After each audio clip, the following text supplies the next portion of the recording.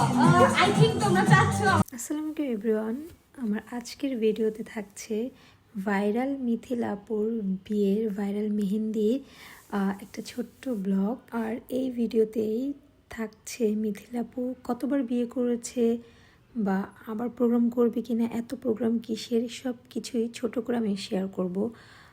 আসলে মিথিলা আপুর যখন বিয়ে হয় সেটা ছিল ফ্যামিলিগতভাবে, তখন মিথিলা আপুও ছোটো ছিল, ইয়াসিন ভাইয়াও ছোট ছিল, যার কারণে তাদের কোনো প্রোগ্রামও করা হয়নি, হুট করে সব কিছু হয়ে গিয়েছিল।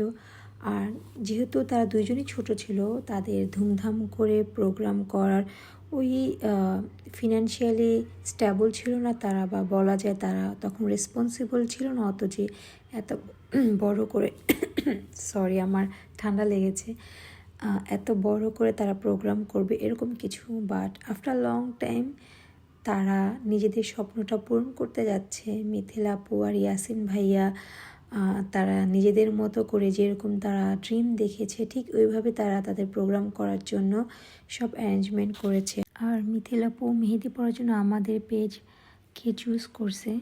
এভাবে মিথিলা আপুর বাসায় চলে গেলাম, গিয়ে আপুর প্রেফারেন্স অনুযায়ী আমরা ডিজাইন দিয়ে স্টার্ট করলাম। এটা সম্পূর্ণ আপুর পছন্দের মতো ছিল। আপু অনেকগুলো পিকচার দেখিয়েছে, ওইখান থেকেই কালেক্ট করে আমরা আমাদের ডিজাইন শুরু করে দিলাম। আর মেহেদির মাঝখানে চলে আসলো মিথিলা আপুর ছোট বোন, সে নাকি এখনই রেডি বিয়ের জন্য। চলুন আমরা ভিডিওটা একটু দেখি। আপু তুমি আবার কেন মেহেন্দি দিতেছো? তোমাকে বলা না বেশি কথা বলা, তোমার বিয়ের জন্য তো মেহেদি করতেছি, তোমাকে তাতে বিয়ে দিব। আমার বিয়ে তো 4 বছর, তোমার বিয়ে দরকার নেই বলো? তুমি বিয়ে করবে মামা? হ্যাঁ। আম্মু কিছু খাও? বলা কি আছে, বিয়ে করা তো যায়। আপু এই তো পিচ্ছি আমার খালি হাতে মেহেদি দেন। তুই তুই খালি ক্যামেরা যে ঘুরাইতাম গাইস, তোমরা যদি দেখতা। এই হচ্ছিল দুই বোনের খুনসুটি, খুবই ফানি ছিল ওদের ঝগড়া। ওই দিন আসলে অনেক মজা হচ্ছিল, আপুর বোন মা সবাই ফ্যামিলি সবাই ছিল, অলমোস্ট ঘরোয়াভাবে সব হচ্ছিল। তো আমরা অনেক আড্ডা দিচ্ছিলাম, মেহেদি পড়াচ্ছিলাম। আচ্ছা আপনারা সবাই বলেন মিথিলা এত বিয়ে করে কেন, এত প্রোগ্রাম কিসের, হ্যান ত্যান। আসলে যখন মিথিলাপুর প্রোগ্রাম হয় তখন কিন্তু মিথিলাপুর ওইভাবে ধুমধাম করে করতে পারেনি। আর মাঝখানে আপনার একটা প্রোগ্রাম দেখেছিলেন, সেটা বৃষ্টির সিজনে হওয়ার ক্ষেত্রে আপুর তো আউটডোরে প্রোগ্রাম হয়েছে, যার কারণে আপুর বিয়ের দিন মেন প্রোগ্রামের দিন বৃষ্টির জন্য আপুদের ভেন্যুতে পৌঁছাতেই পারে নাই। ঝুম বৃষ্টি, ওই দিন পুরো সারা বাংলাদেশে বৃষ্টিতে রাস্তাঘাট ভরে গিয়েছিল, যার কারণে আপুদের প্রোগ্রামটা তখন ক্যান্সেল করে দিতে হয়।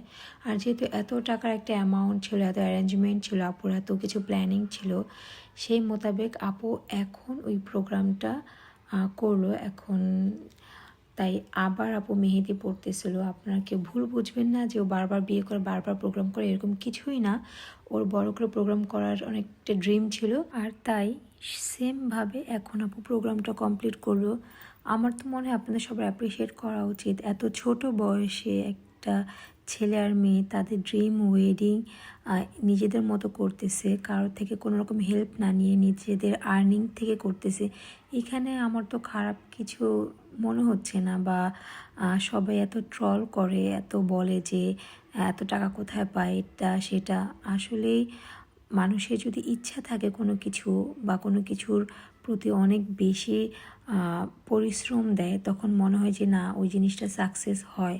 সেরকম মিথিলা আপু অনেক হার্ডওয়ার্ক করেছে তার এই প্রোগ্রামের জন্য। ইভেন মিথিলা আপুর ফ্যামিলি ব্যাকগ্রাউন্ডও অনেক ভালো।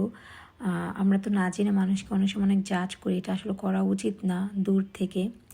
তো আমার তো সবসময় আপুর জন্য বেস্ট উইশেস থাকবে, দোয়া থাকবে যে আপু এই সময় নিজের মন মতো করে নিজের সবগুলো ড্রিম পূরণ করতেছে। মাশাআল্লাহ, প্রত্যেকটা মেয়ের এরকম একটা ওয়েডিং ড্রিম, যেটা মিথিলা আপু আর ইয়াসিন ভাইয়া এই বয়সে কমপ্লিট করতে পারতেছে। কেমন লাগছে বলেন?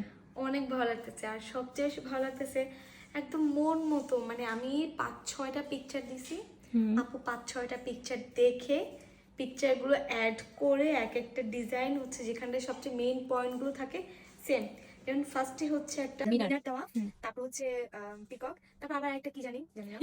তারপর একদম লাস্টে দুইটা সুন্দর পিকক সাথে চাঁদও আছে। আর এই চাঁদের থেকে সবচেয়ে বেশি সুন্দর চাঁদটা হচ্ছে আমার জন্য খাবার আনতে গেছে। ইয়াসিন ভাইয়া, রাইট? হ্যাঁ, এর জন্য একটু আচ্ছা। আনবাই নামটা শুনবে।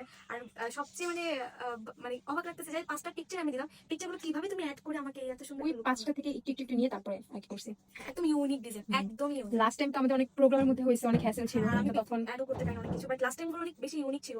লাইক আমার এক একটা ডেট ছিল, Yeah, সবাই তো অনেক ওটা কি different অ্যাপ্রিশিয়েট ছিল? করছে, প্লাস অনেক বেশি পছন্দ করছে। হ্যাঁ, আমাকে তো পেজে মিথিলাপুরিটা মানে মানে যেহেতু অনেকে আমরা এখন বেশি লাভ ম্যারেজ হয়, তো কখন পরিচয় হয়েছে, কখন দেখা হয়েছে, হ্যাঁ। কখন প্রেম হয়েছে, কখন বিয়ে হয়েছে, কখন কি হয়েছে, সব details। সব details।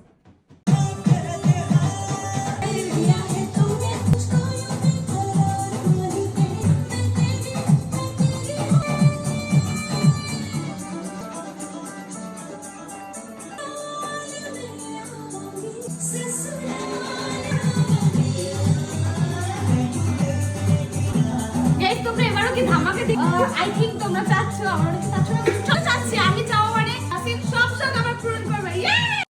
মিথিলাপুর এত হ্যাপি, এত খুশি দেখে তখন আমাদের নিজেদের কাছে অনেক খুশি লাগতেছে। এই মিথিলা মেয়েটা এত সুইট, এত আন্তরিক, আমাকে এত সুন্দরভাবে আপ্যায়ন, এত সুন্দরভাবে ট্রিট করেছে, বারবার খেয়াল রেখেছে, মানে মাশাআল্লাহ একটা মেয়ে।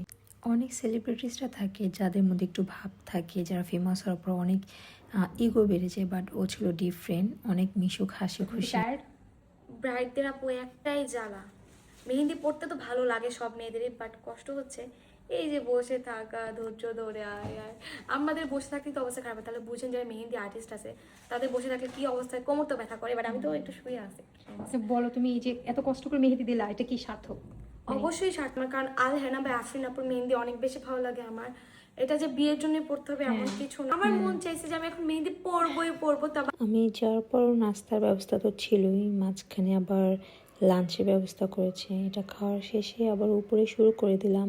এটা একটা বক্স প্যাটার্নের ডিজাইন ছিল, যেটা মিথিলার পছন্দ, আর আমি আমার কিছু কাস্টমাইজ করে ওইভাবেই উপরে সুন্দর করে দেওয়ার ট্রাই করলাম। এটার কালার তো আপনারা দেখেছেনই, অনেক সুন্দর এসেছিল মাশাআল্লাহ। মেয়েটার হাতে আসলে কালার অনেক অনেক ভালো আসে। এই তো আজকের জন্য এখানে, আই হোপ আপনারা আপনাদের কোশ্চেন আনসার পেয়েছেন। আর কালারের পিকচারটা আমি আবার দিয়ে দিচ্ছি। আল্লাহ হাফেজ।